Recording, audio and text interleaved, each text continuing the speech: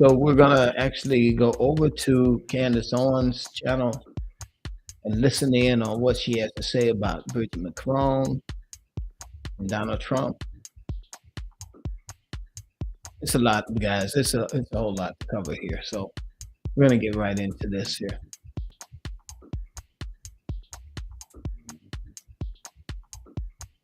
Hi, I'm Dr. Ron Paul. Something shocking is happening with gold that the This is the best vitamin for sciatic nerve pain. If you have sciatic nerve pain, there's 3 common household toxins you must. My team and I cannot get enough of their chips. Their spicy habanero chips are hands down the best chips that I've had, so you've got to try those ones. A close second is their original blue chips, of course. Masa is crunchier, tastier, and sturdier than other chips. With Masa, you feel satisfied, light, and energetic, with no crash, bloat, or gross, sluggish feeling thereafter. The beef tallow makes the chips much more satiating, so you won't find yourself uncontrollably binging and still feeling hungry thereafter.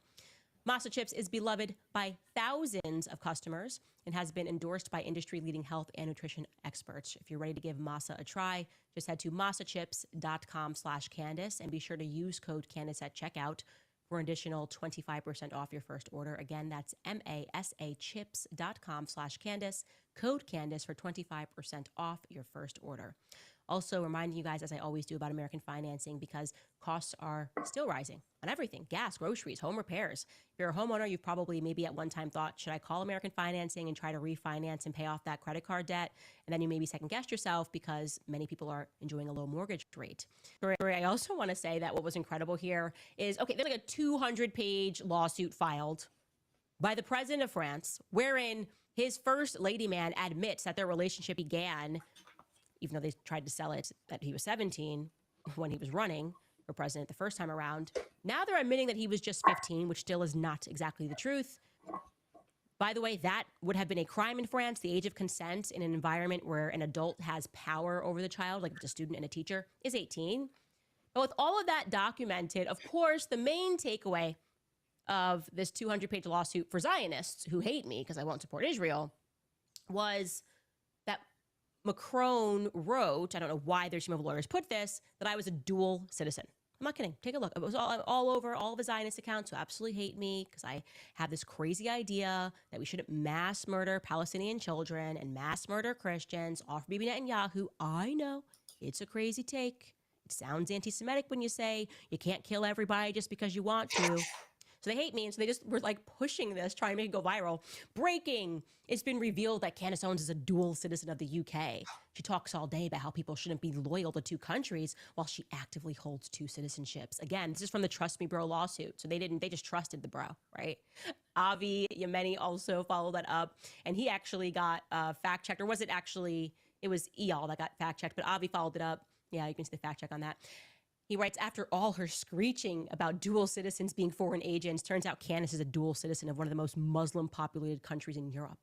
She should be forced to declare herself a paid propagandist for Keir Starmer. And of course, never to be left out of the mix, Awesome Jew wrote that out as well, tweeted it. Breaking.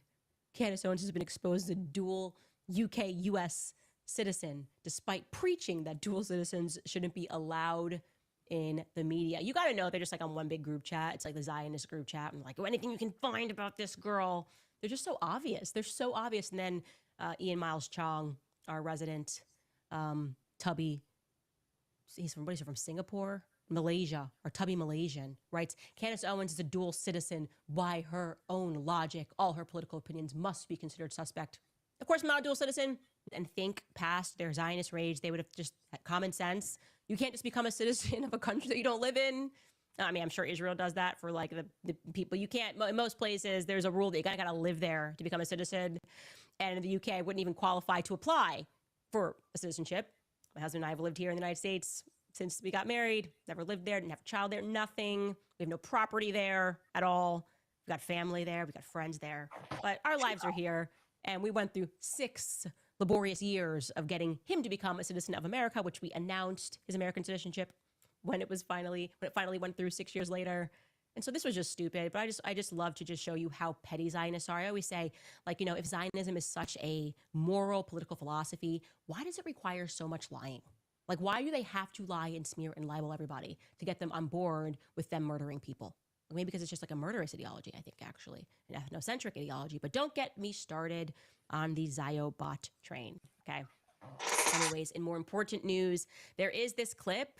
Jeffrey Epstein's 2010 deposition is making the rounds. It's going viral because it pertains, obviously, to President Trump.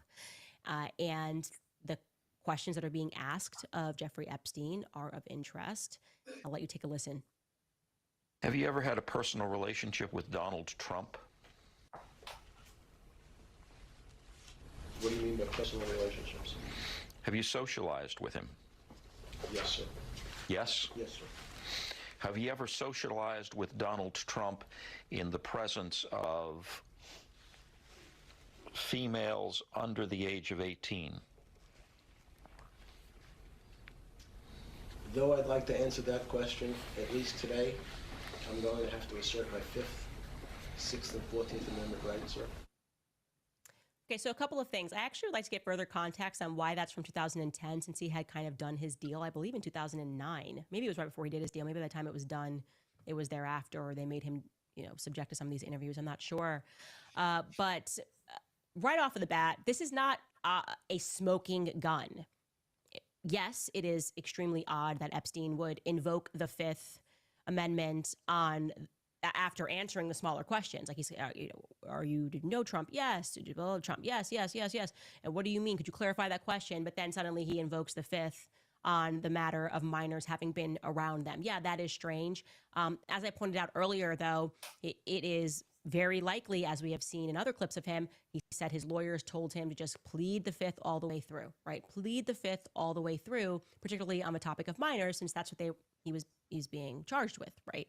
Activity with minors. But that doesn't mean that Trump was involved with those minors. We actually should keep a cool head about that, because as my team is pointing out to me, if you ask anybody on my team right now, like, were you around Candace and minors? The answer is yes. We're around my toddlers all day, every day. I work from home. They're around them. Doesn't mean that because Epstein had a minor with him, that Trump knew that that individual was a minor. And I want to remind you guys, especially my newer audience, if you have not gone back and watched our episode regarding the Matt Gaetz story, like why Matt Gaetz was suddenly not allowed to be in the administration at all and why the Department of Justice feared Matt Gaetz, it is an incredible story. Incredible story that, of course, for no reason at all, involves blackmail in Israel, because every good political story in America does, of why they were like, no, this guy cannot be a member of your administration. I'm sure like the Adelsons shut that down immediately, the Adelsons. But it's an incredible story. And one element that you learn is that there are people who have positions in government just for the sake of being able to collect IDs or print IDs. And Matt Gaetz kind of gets involved accidentally because this guy, who I think it's pretty obvious, was probably trying to collect blackmail on people that had power and people that had wealth in Florida and who had access to these IDs, was literally printing fake IDs for women. So Matt Gaetz thought that this woman, this young woman that's mentioned in the story, is not a minor because she has a totally real, legitimate Florida ID. Again, if that's confusing to you, you have to go back and watch the Matt Gaetz episode. It's called Another Blackmail Operation, and full credit, which I mentioned in that episode, to Village Crazy Lady on X. I actually love her. She's hilarious, and she's the one that did a whole thread on it, and then I based my episode because I was going, this just can't be a real story. So there's an element of that. Just because Jeffrey Epstein has younger women around whom we don't know any context doesn't mean that Trump knew that person. You could just bring somebody as a +1. You could have a party, and you're really going to pay attention to every single guest and card them, especially when you're at Mar-a-Lago. Who knows? We're given no further context there. But on the other side, I want to say this. The reason that people think it's a smoking gun is because of the absolute disaster of a way that the Trump administration dealt with these files altogether, right? This is the unforced error of how they went about this entire thing. Doesn't make people feel that they can trust them at all, right? Of course, you are going to assume the worst when they are justifying or are gaslighting their fans, like they're gaslighting the people that have stood with them. Big Pharma and the government worked hand in hand to shut down real treatments like ivermectin and hydroxychloroquine. You don't have to. Oh, then you're just not even a real Trump fan. Get out of here. We don't even want you as a supporter. It is them that forced this outcome by not just being upfront and honest, right? Let's not forget, the Wall Street Journal came out and they said a couple of days ago that they have a source in the administration which confirmed to them that Trump was told at a routine briefing back in May by Pam Bondi that he was in the files, right? And I'm going to say I tend to believe the Wall Street Journal here, because when the Wall Street Journal lies, as Trump proved a few days before this, he will be the first person to tweet they are lying. I didn't buy their story about the letter, Epstein letter, or whatever it was. They didn't even show the letter. And what did Trump do? Within 48 hours, he sued them. Within 5 minutes, he tweeted at Rupert Murdoch, I'm going to sue you, blah, blah, blah. This is absolutely outrageous. So when Trump is lied on, he's the first person to take on the press. They even actually ejected the Wall Street Journal reporter from press briefings because he was so outraged by that piece, right? He didn't respond to this allegation that there was this press briefing in May and that Pam Bondi alerted him to the fact that he was in the Epstein files. Now, if you accept that to be true, or I think that it's reasonable that there could be some veracity to this, then it finally makes sense why he did a 180, right? Why the administration was printing out binders and having girls pose with them. And then suddenly we're like, why is everybody talking about Epstein? Who cares about Epstein? Because maybe Trump was like, okay, me being mentioned in this file is something that I don't even want to deal with. Doesn't mean implicate that he did something wrong with a minor. But yeah, of course, if you're going, if this is going to be an absolute firestorm, who knows? Like I said, it could be maybe Jeffrey Epstein gave money to Miss Universe or had it funded and was having girls that were underage running through that somehow. Who knows? And maybe Trump genuinely did not know about that until Pam Bondi. And I think that kind of lets us know that he was a bit shocked because they were all fine. I'm sure if he knew he was in that binder or knew that he was somehow involved with Epstein, he wouldn't have allowed them to go outside and take photos with phase 1 binders in February. So Trump is surprised by this. He would have been surprised in May when she said that, which means he likely was not involved with minors, or right from the jump, he would have said, nope, no binders. Don't promise anything. I'm involved in a really bad way. So I think they made a lot of blunders here, a lot of PR blunders, which seems to be the name of the game. I think he didn't want to deal with the headache, and now he's got an even bigger headache. And now people are assuming the absolute worst because honesty is always the best policy. If she had said that to him in that meeting, and he would have said, what? And then she briefed him, again, we are obviously surmising here, he could have gone right out and been like, I was just told by Pam Bondi, I don't know who's in these binders. I don't know why I'm featuring this, but my name's in there. I mean, I've been pretty forthcoming. I've been on the plane with him as people, I flew up from Teterboro, but I have no idea in what context I'm being mentioned. And I'm telling her, release it all. If he had done that and gotten in front of it, he wouldn't be in this predicament today. Like I said, honesty is always the best policy. People are smart. There's common sense. We all sense something was not right. And gaslighting us and then telling us, well, you're not even allowed to be a Trump fan is not the way to dig yourself out of it. It was just wrong. I also want to point to this, or make this last point rather. What's also stunning to consider is that somebody leaked that to the Wall Street Journal. Again, unforced error by Trump by locking arms with Never Trumpers. Your entire cabinet is filled with people that hate you. Okay? They've been very clear about hating you. They didn't even support you up until the last second. They were like, no, we're with DeSantis. Anything but you. Okay? For the last 8 years. And suddenly at the very end, when you're the only person left, they're willing to give you money to donate, to host fundraisers for you. And you gave these people positions in your cabinet, like automatically. Common sense. I don't care what you feel about Mark Levin today. You should be like, you were the face of the Never Trump movement, my dude. So no, I'm not going to tell people to watch your show. You probably don't have my best interests at heart. That would be common sense. Keep the people there that fought with you from the very beginning, and just don't trust the people around you that are Never Trumpers that have suddenly done a 180. But he didn't do that. He welcomed them in, right? So wanted to be viewed as magnanimous. I don't know what his point was in this. And what they've done is they've proven that they still hate him. They've infiltrated him. Never Trumpers are now leaking stuff. The very Zionists that he is falling over himself to placate are now trying to take him down from the inside. So, there is some poetic justice in that. Stay loyal to the people that have been loyal to you. Don't reward bad behavior. I don't know. What do I know? What do I know? Probably nothing. Anyways, before I get into some of your comments, I want to tell you guys about Paleo Valley, because something that my team and I are always craving are beef sticks, specifically the ones from my friends at Paleo Valley. Paleo Valley makes their meat sticks with 100% grass-fed beef sourced from small-scale regenerative American farms that you can feel good about what you're eating and what you're supporting. They've stripped out all the junk, so there's no preservatives, there's no gluten, there's no soy, there's no sugar, dairy, or GMOs, just clean, nutrient-dense fuel, the way that food was intended to be. So whether you're road tripping, working late, or running around with the kids, these sticks deliver high-protein energy without the crash. If you're keto, paleo, carnivore, whatever your diet is, doesn't matter. Paleo Valley works with your lifestyle, not against it. They come in multiple bold flavors, including original jalapeno, that's my favorite, summer sausage, maple bacon, and teriyaki. So there's something for everyone. With over 55 million beef sticks sold, Paleo Valley is trusted, proven, and backed by a 60-day money-back guarantee. Right now, you'll get 20% off your first order at paleovalley.com/Candace if you use code Candace at checkout. Again, that's paleovalley.com/Candace, promo code Candace at checkout. Also reminding you that you already drink coffee. You might as well do something good while you drink it. 7 Weeks Coffee is America's pro-life coffee company on a mission to fund the pro-life movement, one cup of coffee at a time. And they just hit an amazing milestone. Over $1 million have been donated to the pro-life movement because of them.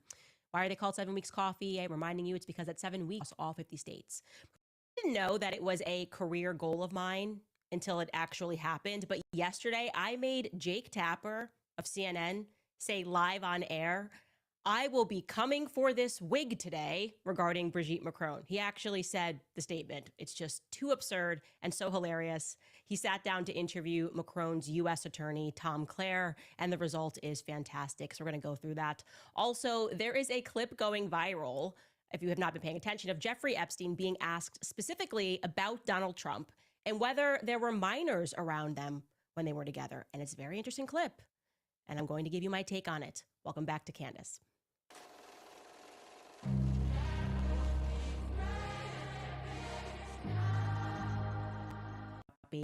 Because of their themes, okay?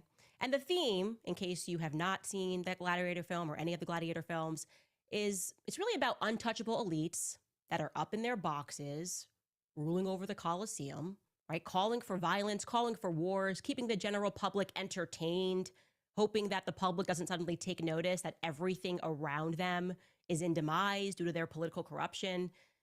And then, as every single Gladiator movie goes, there's one fighter, maybe a few fighters, who unexpectedly emerge from the Colosseum, and they're victorious, despite the odds being fully stacked against them. And that's usually about the time in the Gladiator film where there's this thumbs up or thumbs down moment that comes from the emperor, like kill the gladiator or let him live. And that moment's actually really important because suddenly the emperor and his corrupt advisors realize how fickle their power is, right? They're thinking, how is it that this slave that was supposed to die can be more respected than me? Look at me, I have a crown. Look at me, I'm the president of France. How could this person be more respected than me? Well, maybe it's because the slave has actually done something that's worthy of respect, because having a title, an entitlement, means absolutely nothing. Now, for those of you that haven't seen the film and maybe missed the reference yesterday when Russell Crowe, who was the lead of that film, says, "Are you not entertained? Are you not entertained?" And the crowd is sort of aghast. What's taking place in that moment is that he has figuratively slayed a dragon, right? Like he somehow does this really violent kill, and the crowd is shocked by the violence. It's actually so violent that they're shocked out of their mode of just rooting for the entertainment of it all. And in that moment, they realize that that man is fighting for something more, okay? It's for him, it's for his family, and now the crowd is not rooting for him to die, but There's one simple vision hack anyone can use to improve vision, so you can say goodbye to your optometrist for good. Did you know that vision impairments have nothing to do with your eyes? The eyes are simply a camera for the part of the brain responsible for your sight. Here's the truth. No matter what type of glasses you wear or what eye treatments you try, you're only treating the symptoms, not the root cause. So listen. They're actually rooting for him to live. And that poses, of course, a natural threat to the political order, the political elite, the crowd suddenly being awakened that there could be something else, something more than just the immediate satisfaction and the entertainment that's being provided to them, right? It's a threat. Like that is actually a threat to a political institution. The crowd rooting for something outside of their establishment is a threat. And maybe the crowd starts thinking, wait a minute, why are we following or listening to these worthless elites, these worthless politicians, when everything around us is so obviously crashing down. Our food is rotting. In this case, our food is poison. The wars are never ending. Why do our sons have to die in battles? Because these people vote for never-ending wars that their sons are never going to fight in. I actually believe that we are in that moment right now, okay? And we are recognizing that the global system is rigged. All of this is somehow one big show. We know that there is definitively more than us than them, and that that's obviously a threat to them. So how have they maintained so much power over us? The Brigitte Macron story is, of course, naturally entertaining, but it is, in fact, about more than entertainment. That's really the crucial part. Like, it's us uniting. We're winning because that is what happens when you just keep telling the truth, okay? A lie cannot defeat the truth. If it's a fair game, a lie cannot defeat the truth. And Brigitte, of course, would have obviously defeated me outside of the court system. She would have defeated me in the court of public opinion if the truth was on his side, but it's not. So the Macrons do what the elites do. They want their friends in the media to help smear me. Case in point, yesterday, after organizing this surprise filing, like calling up the Financial Times, oh, elite publications, we're going to tell you about this. We're not going to tell her lawyer. Believe it or not, they took it a step further when the Macron's lawyer, Tom Locke, organized an appearance on CNN with Jake Tapper. Because everybody knows we should totally trust Jake Tapper, totally believe him when he says he didn't realize that Biden had dementia until, he wrote his book and wanted to profit off of Biden's dementia. These people are absolute clowns, but it is worthy of watching this interview. It was spectacular. I mean, the fact that I accidentally got Jake Tapper to say on air in a very serious professional tone, I will be coming for this wig today. It's just fantastic because I made that joke on my Instagram and then he read it out loud in a serious tone. Watch this. French President Emmanuel Macron and his wife Brigitte are suing right-wing podcaster and conspiracy theorist Candace Owens.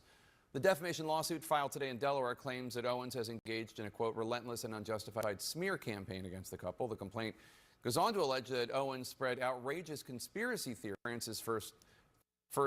that France's first lady could be a man, that the Macrons are related in committing incest, and that the Macrons, the couple, is being controlled by the CIA. Arranged claims. In response to the filing, Owens posted a screenshot of a news story about the lawsuit on her Instagram page and wrote, "I will be coming for this wig today. Stay tuned."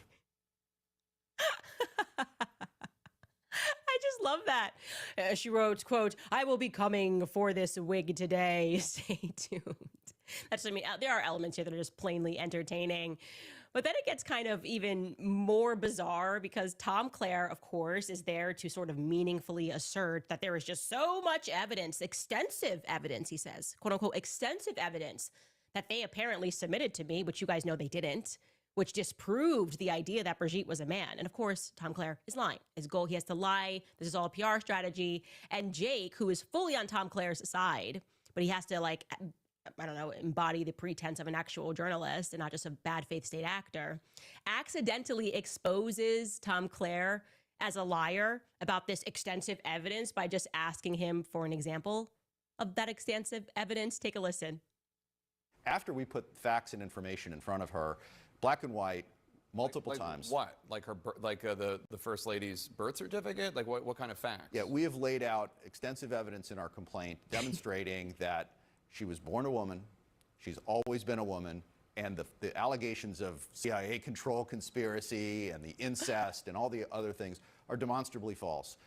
Putting aside the fact that they are all inherently implausible, what you said at the outset is obviously really important. In our system, if you're making an inherently implausible allegation, the standard is higher. You have to come forward with better evidence if you're going to say it. She has none of it. All she's done is mock them and ridicule them and repeated it.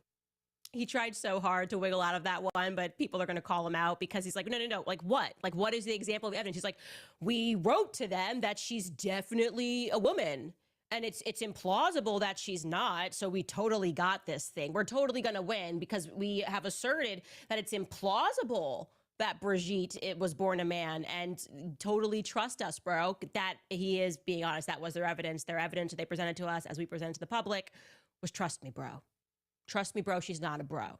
That was it. There's no documents, no answer to our basic yes or no questions, nothing. Just like, stop saying that, please. Don't do that, or you're going to be in big trouble. Then the interview just gets embarrassing because he starts doing that thing where they're making an emotional plea, like just to our hearts. Like, oh, look at this couple, they're so helpless. It's just, this whole thing is just sad. Like as if we're speaking about toddlers, like innocent toddlers that are being bullied at school, and not a totally perverted couple that's on the world stage and has a lot of power, so much power that they can call for war and call for people to die if they want to. If they get angry, they can just send people to war. Yeah, take a listen to him making the emotional plea. So your lawsuit alleges, quote, every time the Macrons leave their home, they do so knowing that countless people have heard and many believe these vile fabrications. It is invasive, dehumanizing, and deeply unjust. Some people out there might think, really, the first couple of France can't leave their home in France without worrying that people believe the deranged nonsense from this American podcaster? Yeah, what people don't really understand, and a lot of people can go on TV and talk about the president, talk about the first lady, you know, pundits can get on and talk about them, but what people forget is these are human beings. These are a married couple. They have a social life, they have a private life together, they have the same feelings and the same hurt from these sorts of defamatory statements as anybody would. And it does have a material impact on them. It is, you know, it's incredibly upsetting to have this said year after year. And this sort of falsehood is a cancer, and it metastasizes into, obviously, the media, but it also metastasizes into other circles that they're running in. They get asked about it, of course, even in the circles that they run in. They get asked about these campaigns, and they shouldn't have to go through that. Aw, I kind of feel bad for Tom Claire. Like, that's a tough job. You got to get out there and just make up a bunch of BS on the spot. And you actually have no evidence. Like, the best thing to do would be, here's the evidence we submitted to Candace Owens. So he's got to be like, okay, forget the evidence. What about your heart? Is there a heart out there? We're all people who have big hearts. Don't you feel sad? What people forget, he literally says this, what people forget is that they're human beings. Oh, is that what we're doing in the courtroom? This better be televised. Okay, forget the fact that we have no evidence. What people forget is that they are human beings. And now they have to leave their house, and people are asking them for evidence, which would be so easy to give, but we're not going to give it because we just said she is a woman. So just believe us. Trust us, bro. Trust us, bro. She's not a bro. It's incredible. And finally, they really arrive at the correct conclusion of what they're trying to do here. The real threat, what the elites always do. They go mask down in this moment when they share this exchange. Take a listen. You're asking for punitive damages. How much money do you want, and do you want her to apologize? Well, we'd love an apology, of course. A court can't order her to apologize, and based on her conduct, especially today, we don't expect her to do anything other than double down. Triple down. We'll put forward our damage claim at trial, but if she continues to double down between now and the time of trial, it'll be a substantial award. Well, can you give me an idea? Are we talking, I mean, the last time you were involved in something, the settlement was $787.5 million. That was Fox News for their many, many lies about Dominion Software, Fox News. But are you looking for that kind of settlement? She doesn't have $787.5 million. Well, you look at what Homeowners everywhere are ditching solar panels for this. It powers your entire home.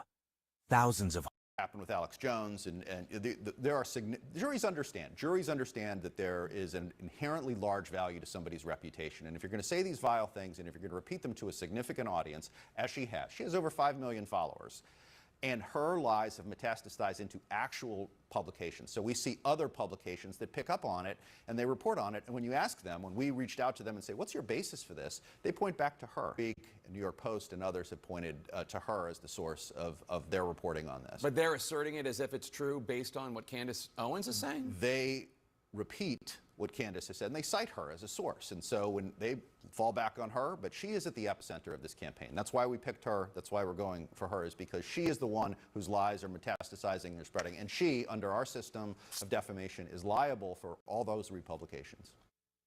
Okay, so he's obviously avoiding the point that my entire series was based on a book that was done by Xavier Poussard, who is a journalist, a respectable journalist in France, who has not been sued for defamation. So he has to be like, well, you know, the New York Post mentioned her, because it's a very big question that's going to be asked in this courtroom. Hey, if this is defamation, why don't you sue in your home courts and win against the journalists that brought this entire thing forward, which inspired the series? That's a pretty obvious question. It's like, well, you know, Newsweek said, Candace said it, and forget the book, forget the fact of it. Okay, it's all about PR, but who cares? What is the actual goal? And here's the big point going mask down. The goal is to bankrupt me. That's how these elites think. They think about, we have money and money is power. How they have always thought is, we built this corrupt system. So if we can't beat you the fair way, if we can't beat you in the court of public opinion with facts, we're going to drag you through the mud. The process is going to be the pain, and we're going to try to destroy you financially, right? We'll keep this going. We've got unlimited funds. That's why elites love courts and expensive lawyers, because the little guys, what are you going to do? How are you going to defend yourself against these people? This is the point, by the way, in the gladiator films, where typically the elites and the politicians order soldiers to just go and kill the gladiator's entire family so he has nothing to live for anymore. It's the very same concept. The process is the pain. We will leave you with nothing for challenging our system of lies and corruption. How dare you show the world proof that we are immoral perverts? How dare you think that we have to answer to you that exposition? How dare you? You are going to pay financially because we have unlimited funds. You know we've got the bankers with us. What's kind of amazing to see is, despite all of this, like, no one, left or right, is buying that, right? He's on CNN. That's a left-leaning site. This is on CNN's platform. And you go under the comments on YouTube, and people are calling Jake Tapper out. They're going, oh, you couldn't even answer basic questions about what evidence there was. You just want to bankrupt her. Here, we can just scroll live here at some of these comments. Upset with Candace and not the person who dated a 14-year-old when they were 39. Oh, yeah, ignore that we totally admitted that. Which, by the way, I want to also say, what's incredible about that admission is, if you follow the series, remember, you can go back and find these articles. Initially, they told the public he was 17. Now, on paper, they're saying he was 15. And what are they going to try to do here? Oh, they're going to be like, okay, well, yeah, he was 14 when he was in the play, but, you know, you have no proof that we didn't begin this affair until like a couple of months later when he turned 15. This is what actually their argument, like they're already admitting that they are public liars. But let's keep reading some more of these comments. Again, this is CNN left-leaning. This person writes, okay, but didn't Macron just lose a defamation case in the French courts over this? Oh, yeah. People aren't dumb. People are not dumb. Wow, the comment section doesn't seem to buy what this lawyer is selling. Poor Tom Clare. Tough job. Genuinely, Tom, that's a tough job to have to go out there and to assume the public is too stupid to have watched the series and recognize that something very real is there. And we presented tons of evidence when your clients did not present any evidence other than, trust me, bro, she's not a bro. To the contrary. Anyway, the point that I'm making here is that common sense, literally sense among us commoners, is the biggest threat to the establishment. Common sense. Why go through all of this grief, hiring attorneys overseas, calling up the Financial Times, not even serving before you try to get these articles going, saying that you are suffering so much grief when you could just answer basic questions?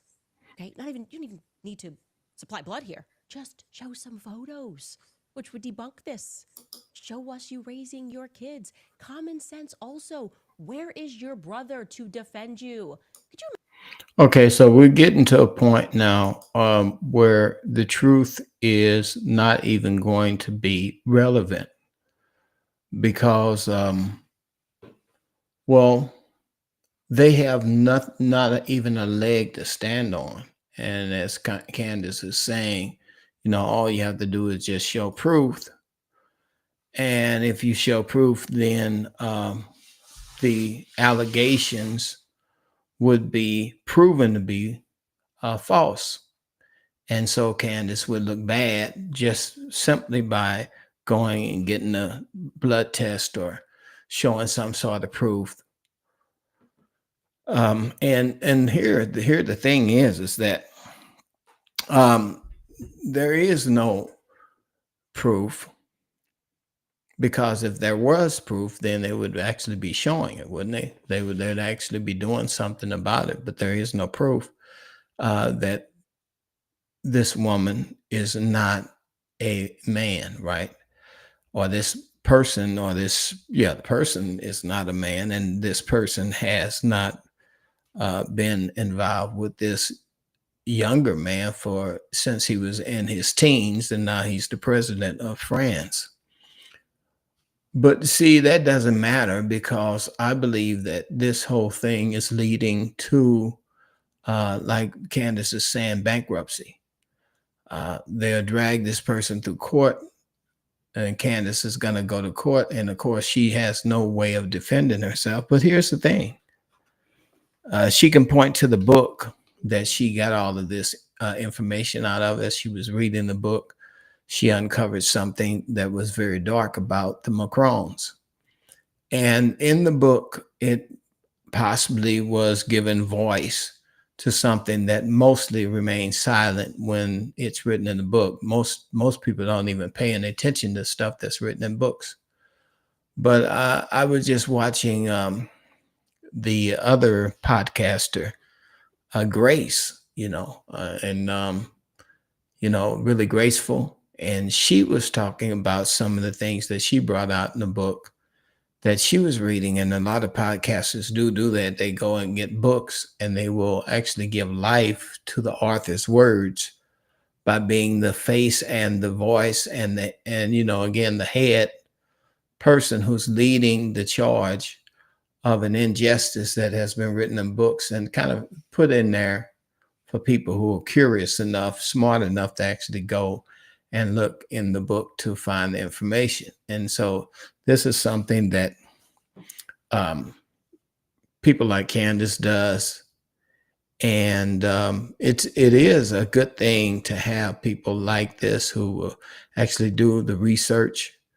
But again, I'm always suspicious. I'm even suspicious of Candace. I don't know where she comes from, where she gets the nerve from. But again, like I said, if Candace were to go to court, it still wouldn't help, because we're in an age where the truth doesn't really matter. We're in an age where if you say the truth, if you tell the truth is not going to matter to these people, because they're not in it for the truth. They're in it for the power that the lie gives them, and the lie gives to all of the people who are in the various positions of power, And so that's one of the things we have to watch out for. In these various positions of power, these people, they have a lot of power. They get a lot of power from lying, and it serves their purpose. And I think that may be what we're looking at right now. We're looking at a real huge struggle going on in the world, where people now are, they're going to be in trouble for saying the emperor has no clothes. And so that's one of the things that Candace is bringing out here. It is laughable. It's funny. Again, I don't know where she gets her nerve from. Many people have said that she is controlled opposition. She could be controlled opposition. If she is controlled opposition, then it's obvious the reason she's doing this is because obviously they want to make podcasters afraid to talk about anything above a cat video. And so this is a pushback across the internet to make sure that the internet is policed, and the system of internet, the internet crimes, the crimes of the internet will as soon as a person who is a peon gets on and says anything that doesn't fit the narrative, they will destroy that person. And that's a possibility that will happen. So anyway, that's what I had to say about it. Looking on to this video, well, to be interested to hear what you guys have to say about it later on. There might be some people who are watching the podcast now. I don't really see any comments coming up here on my side. If you are commenting, I don't know that you're commenting because I have, of course, this Rumble platform is the only place that we're on. It's a lot of times I don't get the immediate all of the information from Rumble. So let me just see if I can take a look real fast and see what's going on over here on Rumble. Let's click in here and see if you got any comments. And if you're not, okay, well, all right. Well, okay. Well, again, like I said, you know, I see it about 17 people, no comments. So I don't know. You let me know what you think. Do you think Candace is really being threatened by the Macrons? And she has as much liberty to just talk fearlessly about the threats that's coming against her? Because obviously, like I said, if they take her to court, she's going to lose because of the way the system is rigged against all people with very little limited resources, right? And I don't know if even people with a lot of resources are able to just stand up against the lies that are being told. You know, as a matter of fact, if you want, you know, they make up rules for themselves, even in terms of people with insurance fraud, all sorts of other things that these rich elite get away with, that we don't ever get a chance to see these kinds of things. So you let me know whether or not you think this is even something that is being dramatized for the purpose, and that's what I said before, for the purpose. Could it be dramatized for the purpose of making sure that we stay afraid? Podcasters, people with free speech, stay afraid. Is Candace on the up and up? Is she really fighting a battle against this Goliath of censorship, or is she in on the fear campaign that if you say anything about someone publicly that exposes their evil deeds, a question of morality, or anything like that, then you could possibly end up being in court. Let me know what you think. Anyway, gonna get out of here. Hopefully you guys are enjoying what you see. Help to promote the video, give thumbs up, likes, subscribe to the channel,